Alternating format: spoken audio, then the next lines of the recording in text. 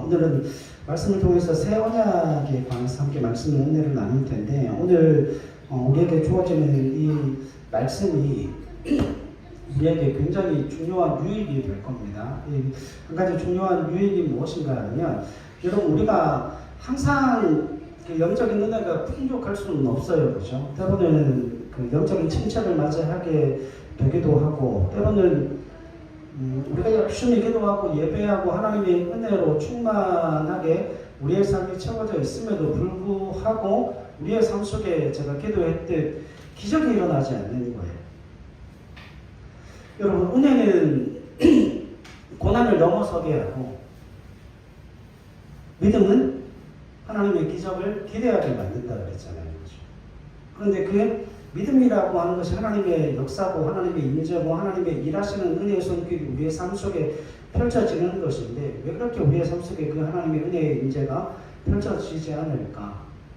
그걸 고민을 하게 되면 아마 그 오늘 말씀이 해답이 되어질 것 같습니다. 그 모든 영적인 침체라든지 고난의 연장 가운데서 우리가 구체적인 하나님의 기적과 그 임재의 은혜로 회복되어질 수 있는 그 삶의 길이 무엇인가를 오늘 본문을 통해서 좀 확인해 볼 수 있기를 원합니다. 그래서 남은 이제 얼마 남지 않은 이 12월 마지막 날까지 우리가 소망과 기대를 가지고 하나님의 역사를 좀 기대했으면 좋겠어요. 그러니까 내년에 하나님께서 우리 교회를 통해서 이루어 가셔야 될 하나님의 역사들이 있고, 제가 지금 씨름하고 있는 문제들 가운데 하나가 그겁니다.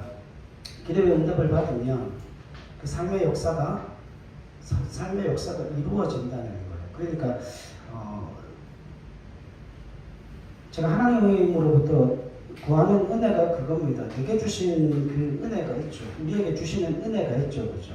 하나님, 내 삶 속에 그 하나님의 역사가 펼쳐지기 전에 그 기도의 응답이 믿음의 확신으로 주어질 수 있도록 은혜를 베풀어 달라고. 그래서 이제는 무엇인가를 보고 그것을 통해서 확신하는 단계가 아니라 내게 주신 그 말씀이 믿어짐을 통하여서 내 삶 속에 그것이 이루어질 줄 믿고 달려가는 삶.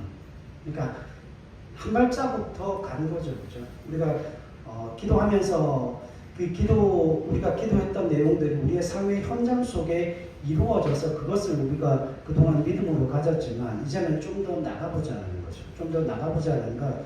하나님께서 내게 응답을 주셨을 때 그 응답이 내 속에 이루어지게 되고, 비록 그 내게 주신 응답이 내 눈에 보여지지 않지만 이미 그 기도의 응답은 내게 보러 와 있다는 거예요. 응답으로 이미 와 있다는 거죠. 그러면 그 응답으로 와 있는 은혜들은 반드시 어떻게 되어지는 거죠? 삶의 현실로 이루어지는 그 역사들을 경험하게 될 거라는 거죠. 자, 그러면 그렇게 믿음이 성장하고 진전된 단계로 나아가기 위해서 하나님께서 우리에게 요구하시는 게 있어요. 그게 오늘 본문의 말씀과 연관되어져 있습니다. 오늘 본문의 말씀을 보면 유아 살해 사건에 대해서 말씀이 기록되어져 있어요. 여기 우리가 앞에서도 읽었지만 불광 박사들이 12절에 보면 지시하심을 받아 다른 길로 고국으로 돌아갑니다. 그렇죠? 예루살렘에 가서 헤롯을 만나는 게 아니고 어디로 가요? 다른 길로 자신의 고향으로 돌아감으로 말미암아 이제 예수님도 애굽으로 피신을 하게 되고, 그리고 난 이후에 이 일이 헤롯에게 알려짐을 통하여서 15절 말씀에 보면 헤롯이 죽기까지 거기 있었으니 이는 주께서 선지자를 통하여 말씀하신 바 애굽으로부터 내 아들을 불렀다 함을 이루려 함이 하십니다. 여기서 애굽으로부터 내 아들을 불렀다가 호세아 11장 1절이라고 말씀드렸죠. 근데 그 11장 1절만 이야기하는 게 아니고 호세아 전체적인 메시지의 함축적으로 11장 1절을 본문에서 기록하고 있다라고 말씀을 드렸으니까, 그러니까 마태복음에서 이야기하는 구약 성취 인용문, 다시 말하면 구약에 예언되어 있는 말씀이 마태복음에서 이루어졌다는 것을 제시할 때는 단순히 그 한 문장이 아니라 그 한 문장이 내포하고 있는 그 말씀 전체를 이야기한다라고 말씀을 드렸어요. 그렇죠? 자, 그와 같은 상황 속에서 16절을 보십시오. 헤롯이 박사들에게 속은 줄 알고 심히 노하여서 베들레헴과 그 모든 지경 안에 있는 사내 아이를 박사들에게 자세히 알아본 그때를 기준하여 몇 살부터 죽여요? 2살부터 모든 사내 아이를 다 죽입니다. 이게 유아 살해 사건으로 나타나게 되는데 이게 어디에 기록되어져 있어요? 선지자 예레미야의 말씀에 기록되어져 있는데 18절 말씀을 보면 라마에서 슬퍼하며 크게 통곡하는 소리가 들리니 라헬이 그 자식을 위하여 애곡하는 것이라 그가 자식이 없으므로 위로받기를 거절하였도다 함이 이루어졌느니라라고 이야기를 합니다. 실제로 그 당시에 이제 유아들이 죽었던 무덤과 그 해골을 발견했다고요. 고고학자들이 발견했다라고 이야기를 하는데 이 당시에 뭐 많게는 2,000명에서 3,000명을 이야기하는 사람도 있고 근데 요 당시 현실적인 상황에서 보면 인구가 그렇게 많지 않았었기 때문에 2,000명에서 3,000명을 이야기하는 학자들도 있지만 대개 한 20명에서 30명 그 사이를 이야기한다고 이야기를 해요. 그러면 뭐 어쨌거나 지금 유아들이 죽어 나감을 통하여서 성경이 무엇에 대해서 이야기를 하는가 하면 라헬이 그 자식을 잃고 애통하는 모습이 어떻게 배워졌다는 거예요. 헤롯의 유아 학살 사건을 통하여서 그 예언이 성취되었다라고 이야기를 합니다. 근데 이 말씀이 어디에 기록되어져 있다고요? 예레미야 31장으로 한번 가보시죠. 예레미야 가서 확인을 좀 해보겠습니다. 31장 15절입니다. 잠깐 읽죠. 시작. 여호와께서 이와 같이 말씀하시니라 라마에서 슬퍼하며 통곡하는 소리가 들리니 라헬이 그 자식 때문에 애곡하는 것이라 그가 자식이 없어져서 위로받기를 거절하는도다. 아멘. 자, 여러분 여기에 굉장히 중요한 말씀이 기록되어져 있는데 이게 지금 그 당시 상황에서 유아 살해 사건을 통하여서 그 아이를 잃은 부모들이 슬퍼하는 모습을 라헬이 자식을 잃어버리고 슬퍼하는 모습에다가 비유를 하고 있어요. 그래서 그게 구약에서 말씀하시던 그 구약의 예언이 지금 유아 살해 사건을 통해서 성취되었다라고 이야기를 하고 있는데 여기서 여러분 예레미야가 예언하고 있는 이 31장 15절은 어디서부터 보셔야 되는가 하면 30장부터 시작해서 33장까지를 함께 봐야 돼요. 30장부터 33장에 있는 그 내용이 함축적으로 뭐로 기록되어져 있는 거예요? 마태복음에는 예레미야 31장 15절 이 한 절 말씀으로 기록을 하고 있는 겁니다. 자, 이 말씀에는 무슨 의미가 담겨져 있는가 하면 구약적인 여러분 메시지가 담겨져 있죠. 여러분 저 한번 보세요. 요거는 시간 날 때마다 계속해서 반복해서 들어야 됩니다. 여러분 그 이삭에게는 2명의 아들이 있었죠. 누구와 누구예요? 장자가 에서고 차자가 야곱이죠. 근데 모든 재산과 장자의 명분을 에서가 가지고 있었지만 야곱이 그것을 탈취함을 통하여서 아버지의 축복권을 받아내고 아버지로부터 축복을 받아서 어디로 도망갑니까? 라반의 집으로 도망을 가게 되죠. 도망을 가게 되는 그 과정 가운데 우리가 창세기에서 봤듯이 창세기 28장 15절에 보면 하나님께서 도망가는 그 야곱을 만나 주시죠. 원래는 루스라고 하는 곳이었는데 그 꿈에 하늘의 사닥다리가 위에서부터 내려오는 걸 보고 거기서 하나님의 약속을 받고 야곱이 그곳을 뭐라고 불러요? 하나님의 집이다. 그래서 베델이라고 부르죠. 그리고 하나님의 약속을 받고 난 다음에 어디로 갑니까? 라반의 집으로 가서 20년 동안 죽도록 고생을 하죠. 그런데 거기서 그 아리따운 여인을 만나게 됩니다. 그게 누구예요? 라헬이라고 하는 여인을 만나게 되죠. 그래서 그 여인을 얻기 위해서 7년 동안 라반의 집에서 정말 노예처럼 일을 합니다. 노예처럼 일을 하고 7년이 다 채워진 그 상황 속에서 이제 그 딸을 달라고 그랬는데 라반이 이 야곱을 속이게 됩니다. 그래서 누구를 줍니까? 레아를 주죠. 그런데 여러분 이게 어떻게 이런 일이 일어날 수 있을까? 여러분 그때는 하루 종일 일주일 내에 잔치를 하는 거예요. 일주일 내에 잔치를 벌이니까 일주일 내에 내내 야곱이 뭐하고 있었다는 거예요? 일주일 내에 야곱이 먹고 먹어서 또 취해 있었다는 거예요. 그리고 그 신부의 방에 들어갈 때 밤에 들어가니까 이 여자가 누구인지를 모르는 거예요. 완전히 인상불성에다가. 그러니까 들어가서 첫날밤을 치르고 아침에 일어나 보니까 누군 거야. 레아인 거야. 아니 도대체 어떻게 이랬을 수 있냐고. 그러니까 라반이 하는 이야기가 우리 지역에서는 둘째가 먼저 시집가는 법이 없다. 네가 라헬을 정말 사랑한다면 또 7년을 채워서 라헬도 네가 가져라. 그렇게 돼서 20년 동안 고생을 하게 되는 거죠. 그리고 난 이후에 어떤 일이 벌어집니까? 그리고 난 이후에 어떤 일이 벌어져요? 레아와 라헬 사이에 경쟁적으로 아이를 낳는 그 경쟁이 붙기 시작하죠. 그런데 야곱은 누구를 더 사랑해요? 라헬을 더 사랑하는데 그 사랑하는 라헬에게는 아이가 없고 덜 사랑하는 레아는 아이를 그렇게 잘 낳습니다. 그렇게 나중에 결국은 열심히 그 아이 낳는 경쟁을 해서 야곱은 부인이 졸지에 몇 명이 됩니까? 4명이 됩니다. 얼마나 힘들었겠어요. 하나도 힘든데 넷이나 건의력을 쌓으면 얼마나 힘들겠어요. 근데 그런 상황 속에서 제일 마지막에 라헬이 누구를 낳죠? 라헬이 요셉과 베냐민을 낳죠. 라헬이 요셉과 베냐민을 낳는데 그 요셉의 아들이 누구예요? 요셉이 아들 둘을 낳습니다. 요셉의 그 아들이 누구예요? 에브라임과 므낫세입니다. 그죠? 그러면 여러분 생각해 보세요. 이 이스라엘이라고 하는 그 이름이 어디에서부터 생겨졌는가 하면 창세기 32장에 보면 이 야곱이 라반의 집에서 야반도주에서 도망갈 때에 야복 강가에서 천사와 씨름하면서 나를 축복하기 전에는 내가 절대 놓아줄 수 없다.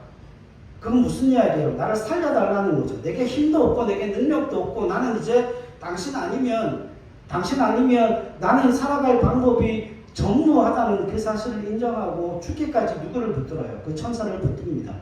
그래서 황급별을 침을 통하여서 그가 평생 불구로 지냈지만 그 불구로 지내는 과정 속에서 그가 하나님으로부터 축복을 받죠. 무슨 축복을 받습니까?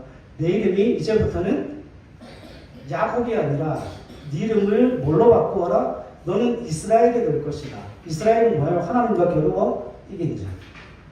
그러니까 이 이스라엘이라고 하는 그 이름이 누구에게로부터 온 거예요? 야곱으로부터 오는 거죠. 야곱으로부터 그 이스라엘 백성이라는 그 칭호가 왔고, 그 지금 오늘 본문 말씀에 나오는 여러분 라마라고 하는 곳 있죠. 31장 15절에 보면 여호와께서 이와 같이 말씀하시니라 라마에서 슬퍼하며 통곡하는 소리가 들렸다 그랬죠. 이 라마가 어딘가 하면 베냐민 지역에 있는 성읍이에요. 우리가 잘 알고 있는 라마 나요시 사무엘의 고향이거든요. 그러니까 라마라고 하는 곳이 베냐민에 속해 있는 땅이에요.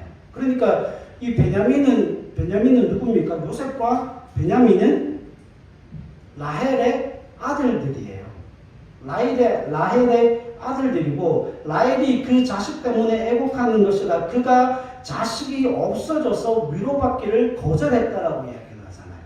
그러면 보세요. 여러분 라헬의 아들들이 요셉과 베냐민이고 그 요셉의 아들들이 에브라임과 므낫세예요. 그죠? 요 모든 그러니까 야곱의 아들들을 통하여서 뭐가 나옵니까? 이스라엘 12지파가 생긴 거죠. 그러니까 이스라엘이라고 하는 한 나라가 야곱이라고 하는 그 이름에서부터 나왔고, 라헬에게 있어서는 요셉과 베냐민이라는 그 두 아들이 있었고, 이 요셉의 아들 중에는 에브라임과 므낫세가 있었는데 북이스라엘 10지파에서 가장 강력한 지파는 어떤 지파였어요? 에브라임이었어요. 그러니까 북이스라엘을 다른 말로 하면 북이스라엘을 이스라엘이라고도 불렀고 북이스라엘을 다른 말로 하면 에브라임이라고도 불렀어요. 그러면 보세요. 에브라임은 북이스라엘은 아수르에게 BC 722년에 망하죠. 남유다는요? 남유다는 586년에 망합니다.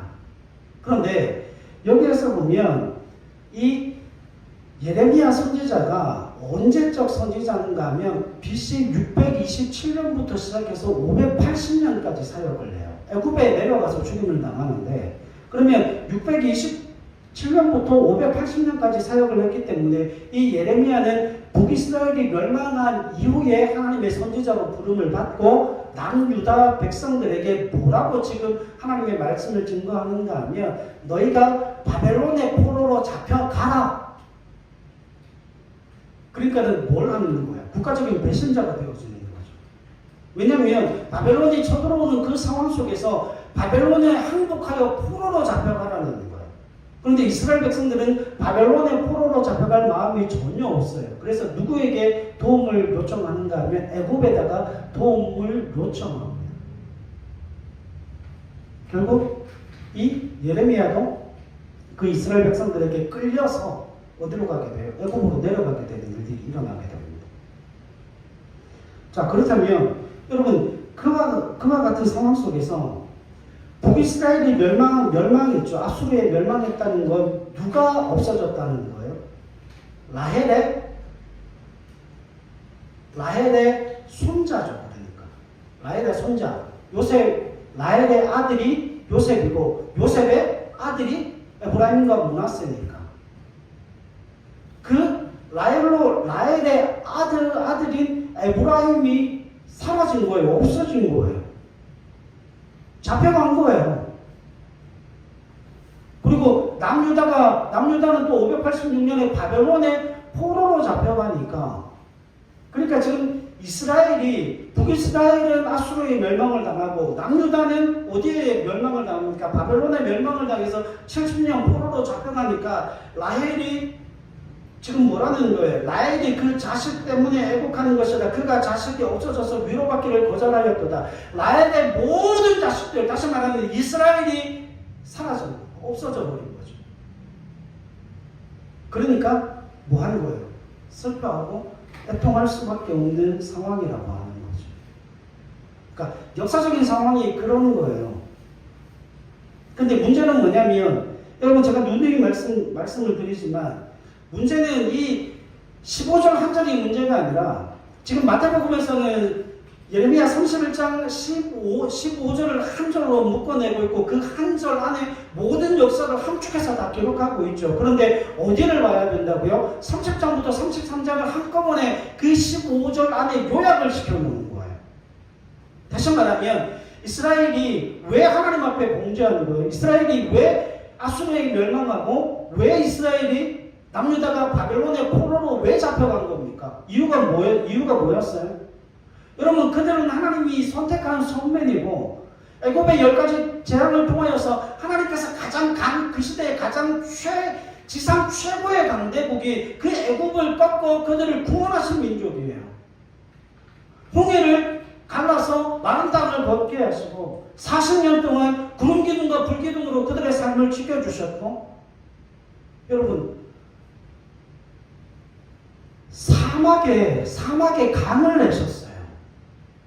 왜냐하면 우리가 생각할 때 그냥 흘러가는 물줄기가 아니라 이스라엘 백성들의 250만, 300만 명이 먹으려면 여러분 서울에 있는 한강처럼 그렇게 물이 흘러가야 됩니다. 그래야 사람들이 먹고 살 수 있는 거예요.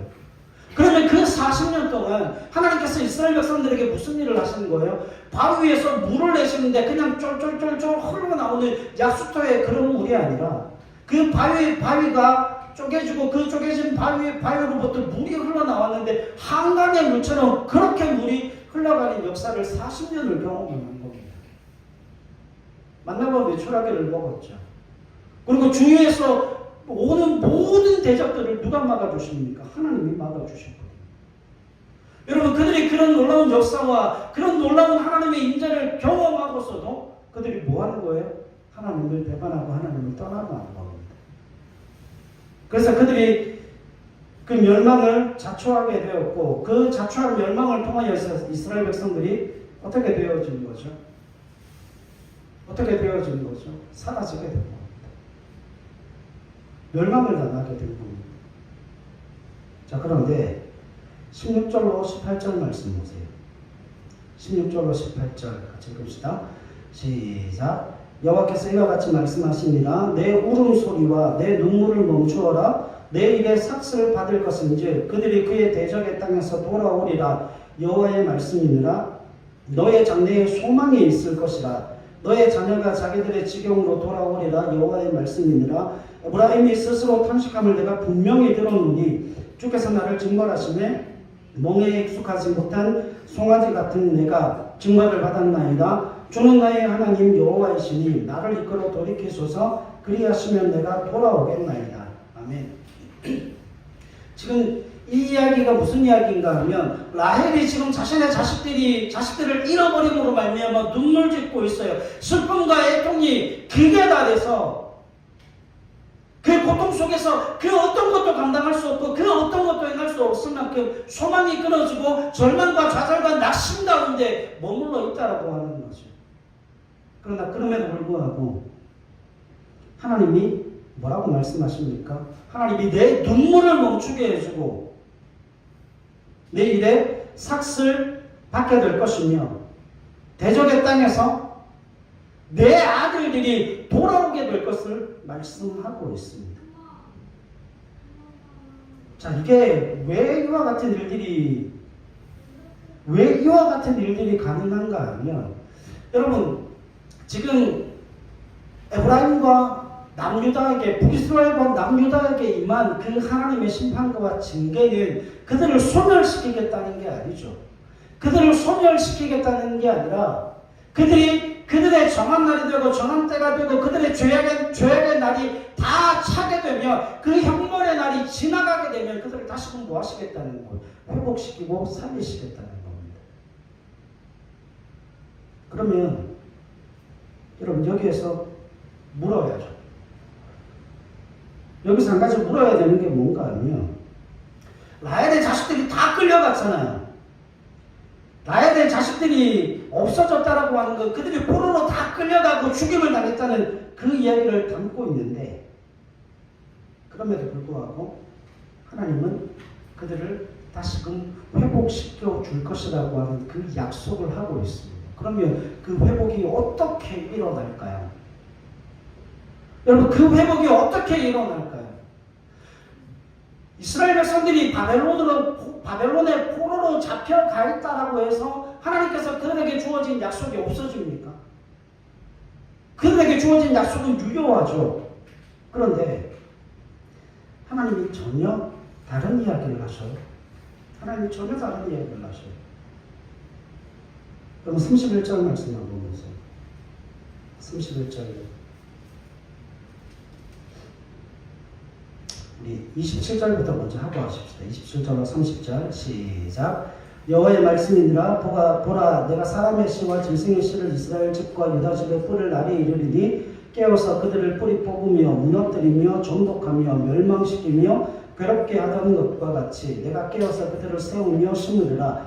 여호와의 말씀이니라. 그때 그들이 말하기를 다시는 아버지가 신포도를 먹었으므로 아들들의 이가 시다 하지 아니하겠고 신포도를 먹는 자마다 그의 이가 신 것 같이 누구나 자기의 죄악으로 말미암아 죽으리라. 아멘. 자, 적으세요. 하나님이 그 이스라엘 백성들을 징계하고 심판하실 때 열심이었어요? 아니었어요? 열심으로 최선을 다해서 뭐 하시는 거예요? 이스라엘을 징계하고 심판하셨습니다.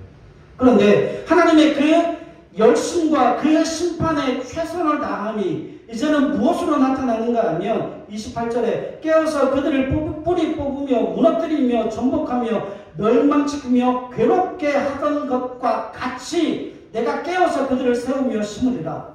다시 말하면 그들을 다시금 세우고 다시금 회복시키시고 그들을 다시금 자신의 고향에 심으실 그때에도 하나님이 여전히 뭐 하신다는 거예요. 열심과 최선을 통하여서 하나님이 그 일을 행하시고 감당하신다는 거예요.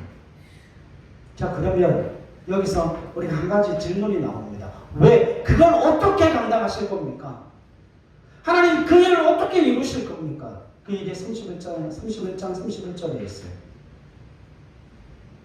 31절과 34절 같이 읽읍시다. 시작. 여호와의 말씀이니라. 보라 날에 이르리니 내가 이스라엘 집과 유다 집에 새 언약을 맺으리라. 이 언약은 내가 그들의 조상들의 손을 잡고 애굽 땅에서 인도하여 내던 날에 맺은 것과 같이 아니할 것은 내가 그들의 남편이 되었어도 그들이 내 언약을 깨뜨렸습니다. 여호와의 말씀이니라. 그러나 그날 후에 내가 이스라엘 집과 맺을 언약은 이러하니 곧 내가 나의 법을 그들의 속에 두며 그들의 마음에 기록하여 나는 그들의 하나님이 되고 그들은 내 백성이 될 것이라. 여호와의 말씀이니라. 그들이 다시는 각기 이웃과 형제를 가르쳐 이르기를 너는 여호와를 알라 하지 아니하리니 이는 작은 자로부터 큰 자까지 다 나를 알기 때문이라. 내가 그들의 악행을 사하고 다시는 그 죄를 기억하지 아니하리라. 여호와의 말씀이니라. 아멘. 여러분, 여기에 하나님이 그 역사를 어떻게 다시 회복시키시고 하나님이 그 이스라엘 백성들을, 하나님의 자녀들을 다시금 어떻게 회복시키시며 흥하게 하시고 다시금 어떻게 부흥케 하실 것인가를 말씀하고 있는데, 그 능력의 말씀, 그 은혜의 말씀, 그 회복의 역사가 무엇으로 일어난다고요? 새 언약으로 일어난다. 자, 그러면 여러분, 왜 새 언약일까요? 32절에 그 이야기가 나와요. 내가 그들의 남편이 되었어도 그들이 내 언약을 깨뜨렸습니다. 이게 무슨 이야기예요? 어디서 나왔어요? 이게 호세아에서 나왔죠. 그러면서 하나님이 그 호세아 선지자를 통해서 말씀하신 게 뭐예요? 에브라임아, 내가 너를 어찌 놓겠느냐? 내가 너를 어찌 버리겠느냐? 말씀하시면서 다시금 회복시켜 주실 것을 이야기하고 있죠. 자, 그런데 보세요. 하나님이 그들에게 남편이 되어서 이스라엘 백성들에게 하나님이 뭐를 주셨죠? 율법을 주셨어요. 율법은 무엇 때문에 주셨습니까? 율법은 이스라엘을 복되게 하기 위해 주셨어요. 이스라엘 백성들이 복을 누리고 하나님의 그 은혜와 사랑 안에서 놀라운 하나님의 역사와 은혜를 경험케 하시기 위해서 하나님이 율법을 주신 겁니다. 그 율법을 통하여서 이스라엘 백성들이 하나님의 사랑을 경험하고 하나님의 은혜를 맛보고 살아계신 하나님의 임재의 역사를 경험하게 하시기 위해서 뭘 주신 거예요? 율법을 주셨는데 이스라엘 백성들이 그 율법을 누려요? 못 누려요? 그 율법을 누리지 못함을 통하여서 결국 하나님은 떠나게 되는 일들이 일어납니다. 자, 그렇다면 하나님이 33절하고 34절 발표하셔야 됩니다. 여러분, 우리의 삶 속에 부흥의 은혜, 회복과 생명의 역사가 바로 여기에 있어요. 그러나 그 날 후에 내가 이스라엘 집과 맺을 언약은 이러하니 곧 내가 나의 법을 어디에다 둡니까? 그들의 속에 두며 그들의 마음에 기록하여 나는 그들의 하나님이 되고 그들은 내 백성이 될 것이라. 여호와의 말씀이니라. 아멘. 여러분 적으세요. 하나님의 말씀을 어디에다 둔대요? 그들의 마음에 둔다는 거예요. 자, 이게 왜 중요한가 하면 이것 때문에 중요해요. 우리의 삶에 고난이 왜 있을까요? 여러분, 왜 어려울까요? 나는 날마다 기도하는데 하루에도 설교 준비하느라고 여러분 얼마나 성경을 많이 보고 묵상을 얼마나 많이 하는 줄 아십니까? 근데 왜 힘들고 어렵죠? 왜 그렇죠? 여러분, 그 답을 얻지 못할 경우가 얼마나 많은지 몰라요. 근데 하나님이 분명한 답을 허락하십니다. 우리의 삶의 고난을 허락하시고 우리의 삶 속에 그와 같은 어려움이 있게 되는 가장 중요한 이유는 무엇 때문이에요? 우리의 마음 때문이에요. 우리의 마음 때문이라고 하는 거예요. 여러분, 이스라엘 백성들이 보세요. 하나님께서 이스라엘 백성들에게 환경적으로 뭘 만들어 주셨어요? 환경적으로 가장 좋은 환경을 만들어 주셨고 이스라엘 백성들이 그 어떤 나라와 민족도 누려보지 못한 그 모든 환경적인 은혜를, 그 모든 좋은 조건을 누가 만들어 주셨어요? 하나님이 만들어 주셨어요. 그래서 하나님이 말씀하시잖아요. 불가운데 어떤 나라와 민족과 열방이 하나님의 음성을 듣고 이 땅에 어떤 민족들이 그룹 기둥과 불기둥으로 인도함을 받으며 너희가 일하지 아니하고 너희가 농사짓지도 아니한 그 땅에 들어가서 그 모든 속출들을 누리고 먹고 마시게 되었느냐? 그 모든 환경과 조건을 하나님이 만들어 주셨지만 그 모든 조건과 환경이 그들의 삶을 변화시켜요? 못 시켜요? 그들의 삶을 변화시키지 못하더라는 거죠. 왜냐하면 그 모든 환경을 다 만들어주시고 이스라엘 백성들에게 율법을 주셨음에도 불구하고 그들이 그 율법을 순종하지 못함으로 결국 하나님의 은혜에서 떠나게 되는 일들이 일어났다는 거죠. 자, 그러니까 이런 거예요. 아무리 좋은 환경, 아무리 좋은 조건이 주어진다 할지라도 그 마음이 고쳐지지 아니하면 그 좋은 환경, 그 좋은 조건을 누릴 수 있다, 못 누린다? 누릴 수가 없는 거예요.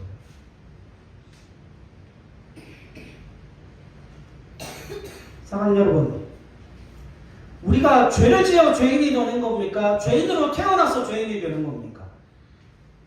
어느 거예요? 우리가 죄를 지어서 죄인이 되는 게 아니죠. 우리가 죄를 지어서 죄인이 되는 게 아니에요.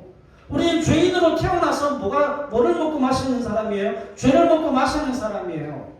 그러면 생각해 보세요. 여러분, 우리가 죄 가운데 태어나서 죄를 먹고 마시는 사람들인데 우리의 환경을 아무리 좋게 바꾸어 본들 우리의 마음이 무엇으로 가득 채워져 있기 때문에, 죄악으로 가득 채워져 있기 때문에 우리는 어디로 끌려갈 수밖에 없다는 거예요. 죄악으로 끌려갈 수밖에 없다는 거죠. 그래서 성경은 죄의 삭시 뭐라고 부릅니까? 사망이라고 그러죠. 그러면 여러분 생각해 보세요. 어린아이들이 태어나서 그 어린아이들이, 그 갓난아이들이 죄를 지은 게 있나요? 죄를 먹고 마시고 생각한 게 있습니까? 없습니까? 그럼에도 죽어요? 안 죽어요? 죽습니다. 그건 무슨 이야기예요? 죄악 가운데 태어나서 죄악 속에서 죽어간다는 이야기입니다. 사망은 무엇으로만 우리에게 주어지기 때문에? 죄악으로만 주어지기 때문에. 죄의 삭시 사망이잖아요. 지금 성경이 이야기하고 싶은 바가 그거예요. 성경이 이야기하고 싶은 바가 뭔가 하면, 정확하게 복음이 뭔가 하면, 지금 마태복음 2장에서 16절부터 18절까지 말씀하시는 것, 우리가 지난주에 살펴봤듯이 애굽에서 내 아들을 불러내었다라는 그 말씀, 지금 16절부터 18절까지 라마에서 슬퍼 우는 그 라헬의 모습을 통하여서 성경이 보여주고 싶어하는 바가 무엇인가 하면, 마태복음 2장의 모든 내용들은 무엇과 연결되어져 있습니까? 예수님이 누구시냐는 거예요. 예수님이 어떤 분이시고 예수님이 누구시냐에 관해서 우리에게 알려주시는데, 그 예수님은 우리의 마음을 고쳐내심을 통하여서 우리에게 생명을 허락하시는 분이시라는 거예요. 왜요? 왜 그렇습니까? 우리에게 아무리 좋은 환경이 주어지고 아무리 좋은 조건이 주어진다 할지라도 우리의 마음이 그 죄악된 마음을 고쳐내지 않고서는 하나님이 아무리 좋은 조건을 주시고 아무리 좋은 환경을 주셔도 그걸 누릴 수 있는 능력이 우리 가운데 없기 때문에 결국 그 좋은 환경 속에서, 그 좋은 조건 속에서 어디로 치우쳐가는 거예요? 죄악을 먹고 마시고 행함을 통하여서 멸망과 사망과 저주로 가더라는 거죠. 그래서 하나님께서 이 땅 가운데 예수 그리스도를 보내셔서 뭘 하시겠다는 겁니까?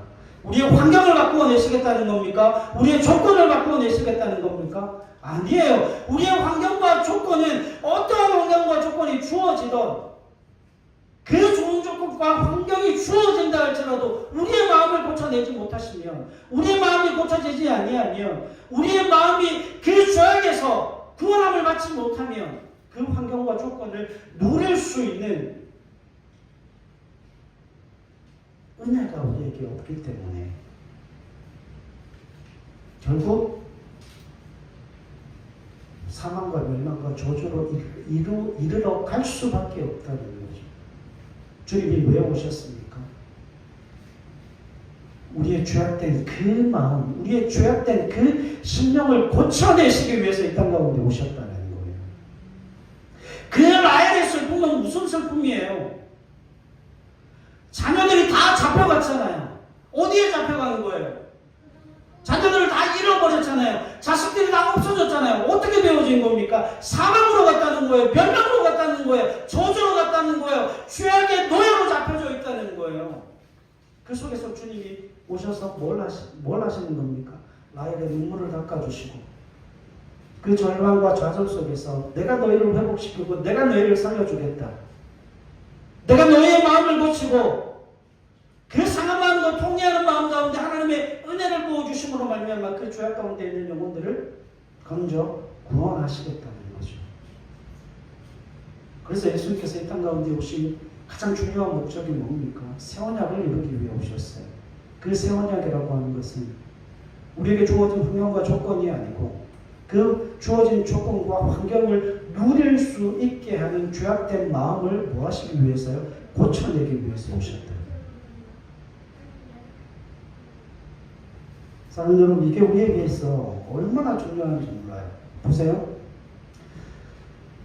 우리가 왜 고난당하는가를 곰곰이 생각을 해보면 인간이라고 하는 존재가 정말 간사한 존재라서 날마다 승승장구하게 되면 하나님에 대한 간절함을 잊어버리게 돼요. 하나님에 대한 간절함을 잊어버릴 뿐만 아니라 뭐가 사라지는가 하면 기도의 간절함이 사라집니다. 그래서 그 심령 가운데 뭐가 없어져요? 상한 마음과 통회하는 마음이 없어져요. 이게 놀라운 거예요. 우리 삶에 우리 인생에 고난이 없으면 어려움이 없으면 그 상한 심령과 통회하는 마음을 가지고 하나님 앞에 엎드림이 없다는 거예요. 하나님이 우리의 환경을 고쳐내시는 게 아니라 우리에게 주신 그 환경적인 어려움을 통하여 하나님께서는 우리의 마음을 고쳐내시겠다는 거예요. 여러분, 이스라엘 백성들의 믿음이 언제 가장 좋았을까요? 생각해 보셨습니까? 이스라엘 백성들의 마음이 언제 하나님 앞에 가장 간절했을까요? 바벨론 70년 포로였어요. 그 바벨론 강가에서 자신을 매우 때리고 자신을 관리하는 그 관리자들의 수치와 모욕스러운 이야기를 들으며 너희가 그 땅에서 노래했다면서 너희가 예루살렘에서 흥겨워하고 즐거워하고 기쁨과 즐거움 속에서 살았다며 노래 한번 해봐. 그들이 울면서 그 바벨론 강가에서 노래합니다. 구원의 하나님 그 영광의 이름이 우리 가운데 있으며 우리가 그 죄악 가운데서 하나님을 떠나 이와 같은 처지에 이르렀다. 그리고 그들이 그 죄악을 뉘우치며 회개하며 하나님 앞에 노래하죠. 여러분, 고난 속에서 믿음 있는 하나님의 사람치고 고난 속에서 담대할 수 있는 사람은 없어요.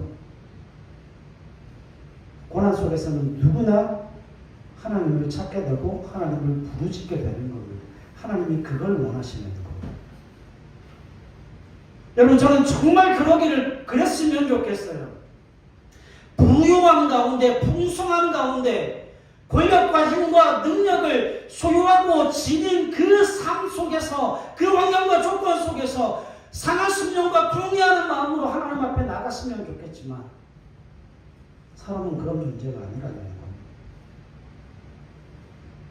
우리의 환경이, 우리의 조건이 좋아지는 것만큼 우리가 기도하는 삶 속에 간절함과 하나님을 향한 그 상한 심령과 통회하는 마음이 사라지더라는 거죠. 그래서 하나님은 그 마음을 회복시키시고자 우리의 삶 속에 고난을 허락하십니다. 그러면 간단해요. 비결은 간단합니다. 우리가 영적인 침체를 맞이하는 이유도 우리의 삶 속에 있는 그 고난을 돌파해 갈 수 있는 유일한 길도 다른 게 없어요. 하나님의 은혜가 다시금 부어지면 돼요. 하나님의 역사와 그 임재가 다시금 드러나고 나타나면 돼요. 하나님이 회복시키겠답니다. 하나님이 살려내시겠답니다. 하나님이 돌이키시겠답니다. 근데 하나님이 원하시는 건 그 영혼의 마음을 고치셔. 그 마음을 고치셔서 우리의 모든 환경들을 뚫고 나갈 수 있는 은혜를 우리 가운데 허락하신다는 겁니다. 그래서 여러분, 하나님이 라헬에게 이야기하시잖아요. 다시는 그 죄를 기억하지 아니하리라. 여러분 하나님의 그 놀라운 은혜가 하나님의 그 놀라운 임재가 얼마나 대단한지 하나님의 그 놀라운 역사가 하나님에 의하여서 이루어 가게 하신다는 거예요. 그럼 저보세요. 잘 보셔야 됩니다. 하나님 앞에 엎드리셔야 돼요. 지혜를 가지셔야 돼요. 왜 일이 안 되고, 왜 삶이 힘들고, 왜 내 인생에 이와 같은 고난이 있을까? 그럼 여러분, 우리는 분명히 생각할 수 있잖아요. 우리는 기도의 자리에 있습니다. 우리는 예배의 자리에 있습니다. 우리는 은혜의 자리에 있습니다. 그럼에도 불구하고 하나님이 그와 같은 고난을 허락하신다면 이유는 뻔한 것 아닙니까? 여러분, 그 환경과 조건을 통해서 하나님께서 뭘 보기를 원하시는 거예요? 우리의 마음을 받으시기를 원하시는 거예요. 그러면 우리는 하나님 그 환경과 조건을 변화시켜 주십시오. 그 환경과 조건이 우리의 삶 속에 사라지게 해 주십시오. 이게 문제가 아니라 하나님 우리가 잃어버렸던 그 상한 마음과 통회하는 마음이 다시금 회복되어질 수 있도록 인도하여 주시옵소서. 하나님을 향한 그 간절함이, 하나님을 향한 그 소망과 온전한 기대가 다시금 회복되어질 수 있도록 은혜 베풀어 주시옵소서. 그 환경과 조건은 하나님이 바꾸어 가실 것입니다. 그러나 나는 그 하나님을 향한 소망으로 다시금 하나님을 향한 기도로 내 삶을 채워가겠습니다. 하나님 나를 돌이키시옵소서. 내게 그 상한 마음과 통회하는 마음을 다시금 허락하시고 그 하나님을 향한 온전한 믿음의 발걸음을 내딛게 하여 주시옵소서. 그 라헬의 눈물을 닦아주셨던 아버지, 라헬이 다시금 그 고통 속에 놓여져 있게 만들지 아니하시는 그 새 언약을 허락하시고 그 새 언약의 역사를 통하여서 부흥케 하시고 우리의 삶의 생명을 허락하시는 그 주님을 붙들고 나아가는 하나님의 사람들 되게 하여 주시옵소서. 여러분 그렇게 기도하는 하나님의 사람들 되어야 되지 않겠습니까? 여러분 고난은 당할 수 있어요. 그러나 거기에서 지혜롭게 하나님 앞에 나가셔야죠. 지혜롭게 하나님 앞에 나가셔야죠. 하나님이 무엇을 원하시는지, 하나님이 무엇을 우리에게 요구하시는지를 그 속에서 하나님의 음성을 들을 수 있는 저 여러분들이 되실 수 있기를 바랍니다. 하나님은 새 언약을 주시겠다 말씀하십니다. 남은 한 주간의 삶 동안 하나님 내 삶 속에 내 심령 가운데 다시금 상한 마음과 그 통회하는 마음을 회복시켜 주심으로 말미암아 우리의 눈물을 닦아주시고 우리의 모든 삶의 소망이 다시금 주님으로 불타오르는 은혜가 있게 도와달라 기도하는 저와 여러분들이 되실 수 있기를 주님의 이름으로 간절히 부탁을 드립니다.